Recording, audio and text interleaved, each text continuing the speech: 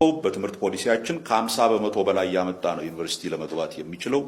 በዛ መሰረት ከ50 በመቶ በላይ ያመጡ ተማሪዎች ምን ያህል ናቸው የሚለው ነው ትልቁ ኢሹ። ይህንንም በተፈጥሮ ሳይንስና በማህበራዊ ሳይንስ ለይተን አይተናል።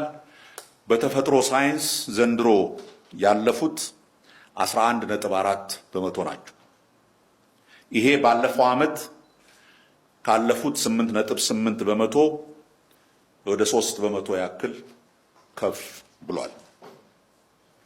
በማህበራዊ ሳይንስ ባለፈው ዓመት ያለፉት 2.3 በመቶ ብቻ ነበሩ። በዚህ ዓመት 5.2 በመቶ ተማሪዎች አልፈዋል።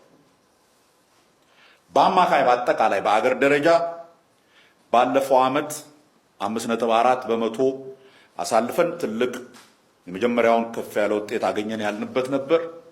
ዘንድሮ ከዛ በ55.6 በመቶ ጨምሮ 8.4 በመቶ የሚሆነው ተማሪ ከ50 በመቶ በላይ አግኝቶ ፈተናውን አልፏል።